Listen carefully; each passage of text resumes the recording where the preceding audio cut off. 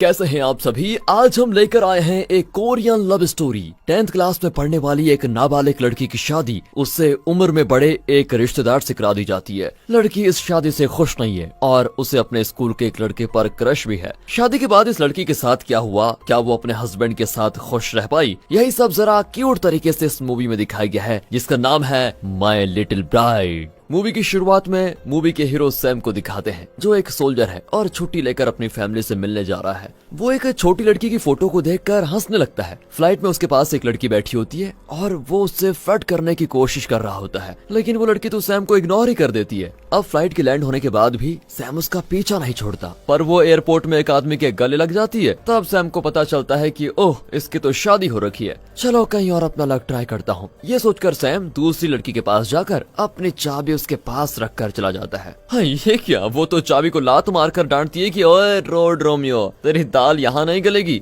Hi dear viewers, हम आपके लिए लेकर आए हैं एक धमाका ऑफर। नेटफ्लिक्स और अमेजोन प्राइम पर बिग सेविंग। आपकी स्क्रीन पर सभी प्लान्स लिखे हुए हैं। अगर आपको सस्ते में सब्सक्रिप्शन चाहिए तो नीचे दिए गए व्हाट्सएप नंबर पर मैसेज करें।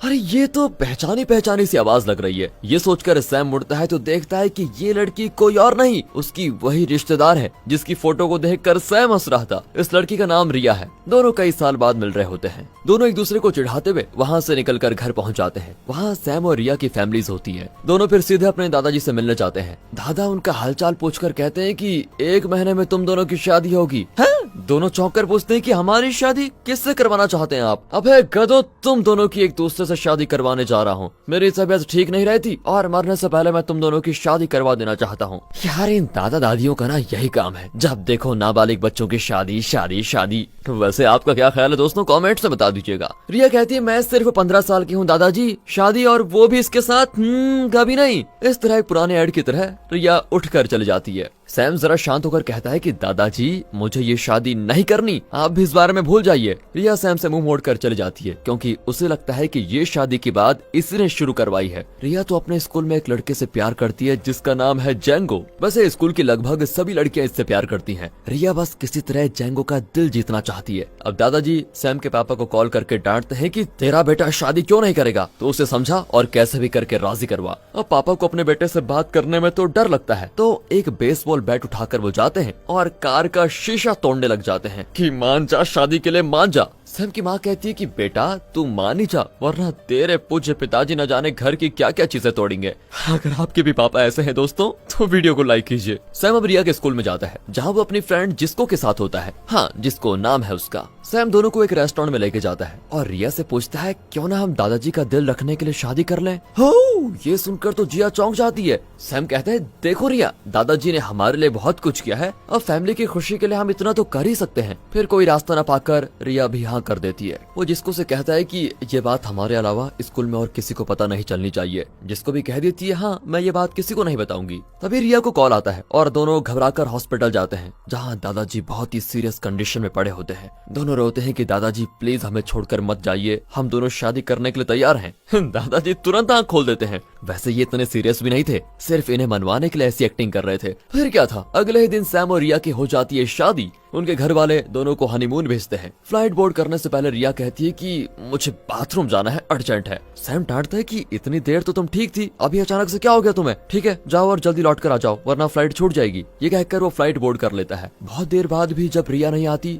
तो सैम परेशान हो जाता है कि गई कहाँ, पर इतने में फ्लाइट टेक ऑफ हो जाती है। यार रिया आराम से अपना खाना खत्म करके आती है तो फ्लाइट तो उड़ चुकी थी। अब वो एयरपोर्ट में क्या खाक करती, इसलिए वो अपने स्कूल चली जाती है। तब जेंगो उससे बात करता है और अपनी रिया के पैर तो जमीन पर ही नहीं होते, इतने खुश होती है वो। दरअसल जेंगो भी रिया को पसंद करता है। बस फिर क्या था, दोनों हंसते खेलते एक जगह जाकर बैठ जाते हैं। तभी जेंगो रिया का हाथ पकड़ता है तो रिया जरा नर्वस होती है, लेकिन वो खुश भी होती है। रिया छोटी लड़की है तो बहुत ही सीरियसली नहीं सोचती कि मेरी शादी तो हो चुकी है और जेंगो के लिए मेरी फीलिंग्स ठीक नहीं है, पर क्या करें। दूसरी ओर जेंगो भी नहीं जानता कि रिया की शादी हो चुकी है। बहुत देर बात करने के बाद जेंगो घर चला जाता है। रिया भी घर नहीं जा सकती क्योंकि उसके घर वाले ने तो उसे और सैम को हनीमून के लिए भेजा है। वो अपने घर के आगे खड़ी रहती है। तभी सैम वहाँ पर आ जाता है। दरअसल वो अगली फ्लाइट पकड़कर वापस लौट आया है। वो कहता है कि अब ऐसे जाएंगे तो सभी को शक होगा। ये कहकर दोनों अपना ट्रेडिशनल ड्रेस चेंज करके घर आ जाते हैं, जैसे कि उनका हनीमून सफल रहा। डिनर के बाद रिया को नींद आती है तो सैम उसे उठाकर कमरे में लेके जाता है। घर वाले इन्हें एक नया घर भी दिलाते हैं, लेकिन कहते हैं अगले 5 साल के लिए तुम दोनों के बीच कोई अदला बदली नहीं होनी चाहिए, समझे। अब रात को रिया पढ़ रही होती है तो सैम उसके साथ रोमांटिक होने की कोशिश करता है, पर रिया उसके सर पर पेंसिल ही घुसा देती है और उसके सर से खून निकलने लग जाता है। वो रोने लगता है कि यार मैं तो मजाक कर रहा था, मार डाला इसने मुझे। अगले दिन सैम रिया के लिए ब्रेकफास्ट बना कर देता है। अब आई तुम्हें अक्ल, ये कहकर रिया ब्रेकफास्ट खाकर स्कूल चली जाती है। वहाँ वो जिस्को को बताती है कि जैंगो मुझसे प्यार करता है, पर ये सुनकर जिस्को दुखी हो जाती है क्योंकि वो खुद जैंगो से प्यार करती है। वहाँ सैम अपने फ्रेंड्स के साथ पब में होता है और कुछ ज्यादा ही रौब जमाता है कि मेरी वाइफ मेरे पैरों के नीचे रहती है, पैरों के नीचे, वो मेरी हर बात मानती है। ये कहकर वो रिया को कॉल करके अकड़ कर कहता है मैं पब में हूँ, ठीक है, अभी इसी वक्त यहाँ आ जाओ वरना बहुत बुरा होगा। रिया भी वहाँ पर जाती है और पार्टी के बाद सभी घर लौट जाते हैं। अगले दिन स्कूल में एक राउडी गैंग रिया को घेर लेता है और कहते हैं कि तुम जैंगो को छोड़ दो, वो हमारी प्रॉपर्टी है। पर इतने में जैंगो आकर कहता है कि रिया को परेशान मत करो, मैं सिर्फ उससे प्यार करता हूँ। ये सुनकर वो लड़कियां जलकर राख हो जाती है। रिया बहुत ज्यादा खुश होती है। स्कूल के बाद रिया घर जाती है और फिर सैम और रिया शॉपिंग करने जाते हैं। वहाँ कुछ खरीदने के बजाय दोनों ट्रॉली पर खेलने लग जाते हैं और तभी रिया नीचे गिर जाती है। उसके पैर में काफी चोट भी आती है। सैम उसे उठाकर घर ले आता है और दोनों खाना बनाकर खाते हैं। अगले दिन जैंगो का बेसबॉल मैच होता है जिसे देखने रिया भी जाती है और जैंगो को काफी एनकरेज करती है। उस मैच को टीवी पर भी टेलीकास्ट किया जाता है जिसे सैम देख रहा होता है। अब वो परेशान हो जाता है कि ये जैंगो के लिए इतना चिल्ला क्यों रही है। वो रिया के कमरे में जाकर देखता है तो वहाँ जैंगो और रिया के फोटोज होते हैं। उन्हें देखकर वो बहुत दुखी भी होता है। मैच के बाद रिया घर लौटती है तो सैम पूछता है कि तुम कहाँ गई थी। रिया झूठ बोलती है कि मैं अपनी फ्रेंड के घर गई थी। सच जानते हुए भी सैम उसे कुछ नहीं कहता। अब अगले दिन स्कूल में जिसको रिया को बधाई देती है कि मैं भी जैंगो से प्यार करती हूँ। हाँ, ये सुनकर रिया को बहुत बुरा लगता है क्योंकि जैंगो तो रिया से प्यार करता है ना। अगले दिन सैम रिया को स्कूल ड्रॉप करने आता है। वो रिया से कुछ कहना तो चाहता है पर इतने में वो कह देती है मुझे देर हो रही है और ये कहकर वो चली भी जाती है। उस दिन रिया की क्लास में एक नया ड्राइंग टीचर आता है। वो और कोई नहीं सैम है जिसने यहाँ पर टेम्पररी ड्राइंग टीचर की नौकरी कर ली है। उसको देखकर जिसको रिया का मुंह खोला का खोला रह जाता है। रिया तो हक्की बक्की रह जाती है कि अब ये तो पूरे स्कूल में ढिंडोरा पिटवा देगा कि मेरी और इसकी शादी हो गई है। स्टाफ रूम में टीचर्स खड़े होते हैं। वहाँ किम नाम की टीचर सैम की ओर अट्रैक्ट होने लग जाती है। स्कूल के बाद घर जाते वक्त भी सैम के साथ वो चिपक जाती है, लेकिन सैम उसे पसंद नहीं करता। सैम उससे पीछा छुड़ाकर रास्ते में उतर जाता है। घर पर रिया उसको खूब डांटती है कि मेरा स्कूल मिला तुम्हें टीचर बनने के लिए। सैम हंस पड़ता है। अगले दिन दोनों स्कूल के लिए तैयार हो जाते हैं। क्लास में उसे पसीना आता है तो वो रुमाल समझकर इनरवेयर निकालकर मुंह साफ करने लगता है। अब इससे पहले कि कोई ये नोटिस करे रिया चिल्लाकर क्लास का ध्यान भटका देती है और तभी सैम उसे चुपचाप अंदर छिपा लेता है। क्लास के बाद जिसको सैम को वार्न करती है कि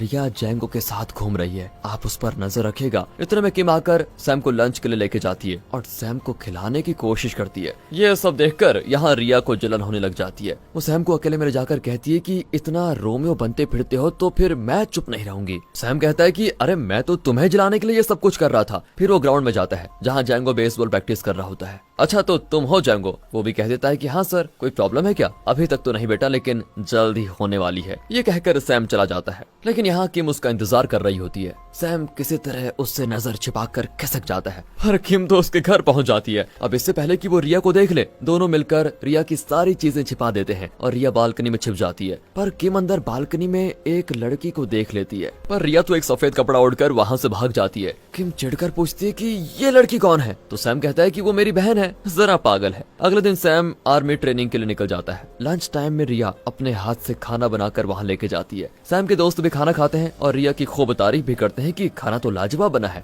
फिर सभी पब जाकर खूब मस्ती करते हैं। घर लौटते वक्त कुछ राउडीज इन्हें चिढ़ाने भी लगते हैं, पर सैम जो कि सोल्जर है वो फाइट नहीं करता, बल्कि रिया उन्हें पीटने लग जाती है। अगले सीन में सभी पुलिस स्टेशन में होते हैं। पुलिस ऑफिसर सैम से पूछता है कि ये छोटी लड़की कौन है? तो सैम बताता है कि सर ये मेरी वाइफ है, पर वो विश्वास ही नहीं करता और रिया के स्कूल के प्रिंसिपल को बुला भेजता है। प्रिंसिपल आकर बताता है कि हाँ ये सच में हस्बैंड वाइफ है। तब जाकर पुलिस उन्हें छोड़ देती है। ये जानकर तो किम का मुंह लटक जाता है और वो इन दोनों से बदला लेने के लिए अगले ही दिन अनाउंस कर देती है कि हमारा स्कूल एक पेंटिंग कंपटीशन में भाग ले रहा है। उसके लिए एक बड़ी दीवार पर रिया को एक शानदार पेंटिंग बनानी होगी और ड्राइंग सर उसकी मदद करेंगे। अब सैम पूछता है है कि वो इतनी बड़ी पेंटिंग कैसे बना पाएगी। तो किम जो कि पहले से गुस्सा है वो कहती है कि तुमने मुझे धोखा दिया, अब भुगतो। पर रिया इस बात से जरा भी परेशान नहीं होती और उस बड़ी दीवार पर धीरे धीरे ड्राइंग करने लग जाती है, सैम के कहने पर, जिसको भी रिया की मदद करती है। फिर शाम को दोनों चली जाती हैं। उसके बाद सैम जाकर उस पेंटिंग को पूरी करता है। अगले दिन रिया हैरान रह जाती है कि ये कैसे हुआ, ये इतनी अच्छी कैसे लग रही है। पर जिसको कहती है कि भगवान ने बना दी होगी, अब छोड़ो भी, चलो आगे की पेंटिंग करते हैं। जब दोनों वॉशरूम जाते हैं तो वहाँ वही 3 राउडी गर्ल्स होती हैं जो उनकी बातें सुनकर जान जाती हैं कि रिया और सैम की शादी हो चुकी है। घर पर सभी डिनर कर रहे होते हैं। तभी रिया का भाई एक वीडियो प्ले करता है जिसमें रिया जेंगो के साथ है।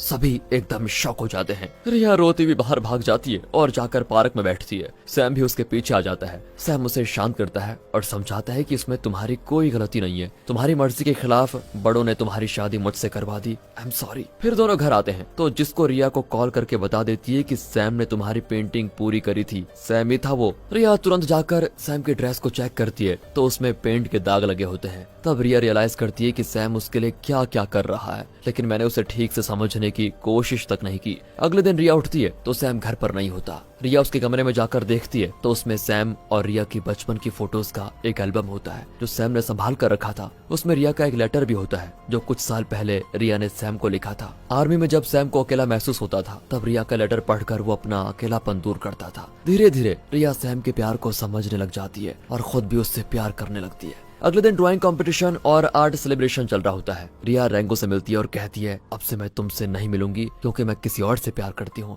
ये कहकर वो ऑडिटोरियम पहुंच जाती है जहाँ सैम सभी को रिया की इस पेंटिंग के बारे में बता रहा होता है। तभी वो राउडी गैंग की एक लड़की पूछती है कि सर, सुना है आपने एक नाबालिग लड़की से शादी की है। अब सैम इस बात को और छुपा नहीं पाता और पूरे स्कूल के सामने वो कह देता है, हाँ मेरी और रिया की शादी हो चुकी है, लेकिन ये हमारी मर्जी से नहीं हुई बल्कि बड़ों के कहने पर मजबूरी में की गई ये शादी। तभी रिया स्टेज पर आकर कहती है कि सॉरी, मैंने तुम्हारे प्यार को नहीं समझा, अब मैं तुमसे, सिर्फ तुमसे प्यार करती हूँ। सैम उसे गले लगा लेता है और सारे स्टूडेंट्स उन्हें चीयर करते हैं, लेकिन किम तो जलकर राख हो जाती है। यहाँ जेंगो जिसको के पास जाकर बैठता है और लगता है अब जिसको का रूट क्लियर हो चुका है। वो बहुत ज्यादा खुश होती है। सैम और रिया की फैमिली अब इनके रिश्ते को लेकर बहुत ही खुश है और एक प्यारी फैमिली फोटोशूट के साथ ये मूवी खत्म होती है।